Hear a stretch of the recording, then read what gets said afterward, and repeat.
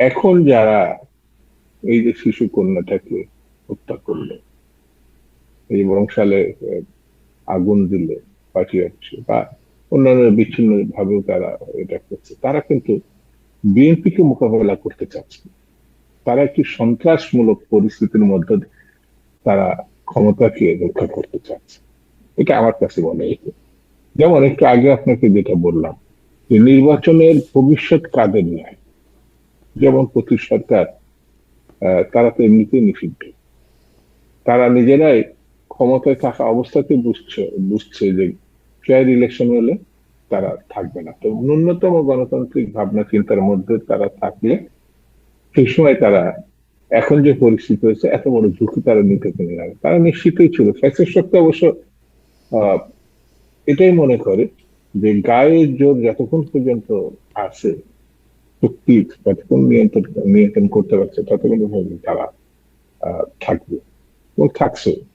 তো এখন প্রতীক সরকার অর্থাৎ আওয়ামী লীগের যারা পলায়নবাদী, যারা ভারতে তো আছে এবং এই দেশেও কিছু আছে তাদের অনুচর, তো তারা মিলেমিশে মনে করছে নির্বাচন হলে তাদের ভবিষ্যৎ নাই। আর নাই বলে যতক্ষণ পর্যন্ত নির্বাচন ঠেকিয়ে একটি অবস্থা করা যায়, ততক্ষণ পর্যন্ত মানে তারা হলে তাদের শক্তি ভবিষ্যৎ নাই, বা না হলে ক্ষমতা কি প্রয়োগ ভবিষ্যৎ? করে। জনাব শামসুজ্জামান দুদু, হলে ভবিষ্যৎ নাই, না হলে কি তারা ভবিষ্যৎ?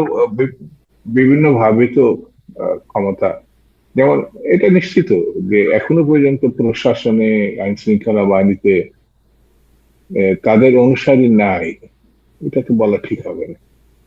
ওইভাবে যেমন হাজার হাজার কোটি টাকা লোপাট করেছে, বিদেশে পাচার প্রশাসন নাকি করেছে। আপনারা আর জামাতরা মিলে ভাগাভাগি করেছেন, সেটি তো উপদেষ্টা মাহফুজ আলমের চোখের সামনে হয়েছে বলে তিনি বলে গেলেন। হ্যাঁ, ওরা এটা বলতে পারে। যেমন ওদেরই একজন সঙ্গী বলেছিল যে আগামী দিনে নির্বাচন হলে বিএনপি খুব বেশি হলে টেনে টেনে 50টা সিট পেতে পারে, তার উপরে না, নিচেও হতে পারে। 250, 350 সিট তাদের দল পেতে পারে, অর্থাৎ এনসিপি। এটা তো তারা একসময় বলেছে, প্রকাশ্যে বলেছে। তো তাদের ভাবনা চিন্তা এরকম নেই। তারা ক্ষমতায় থাকলো আর অন্যরা এসে সবকিছু ঠিকঠাক করলো, এটা ছেলে মানুষের না। অবশ্য তারা ছেলে মানুষের বক্তব্য দিতে পছন্দ করে, যেমন একটা লাশ, আমরা 10টা লাশ চাই, এটা হাসিনার সঙ্গে মিল আছে। তো এইসব কথাবার্তা বলে তো লাভ নাই। ক্ষমতায় থাকলে স্মরণীয় হতে পারত, গণতন্ত্রের সপক্ষে কাজ করার ভূমিকা রাখতে পারত, সেগুলো তারা রাখেনি।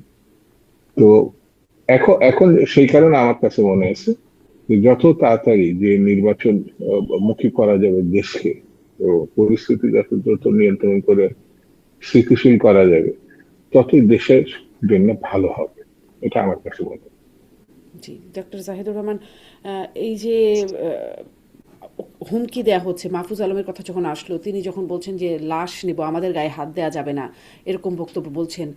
এবং আরও তো অনেকেই, প্রমিনেন্ট নন প্রমিনেন্ট অনেকেই কথা বলছেন, গালি উচ্চারণ করে বলছেন ছিঁড়ে ফেলবেন, মানে চিড়ে ফেলবেন, এইরকম কথাবার্তা বলছেন। এর একটা মানে প্রতিফলন এই সময়টাতে দেখতে থাকবো কিনা, মানে তারপরেই তো দেখলাম আসলে এত বেশি, যেটাকে অনেকেই বলছেন গজবের রাত গেল একটা, সেরকম একটা পরিস্থিতি দেখা গেল। তারপরে এই যে সামনে 24 ঘন্টা বা তার পরবর্তী, এর একটা প্রতিফলন কি আশঙ্কা করেন?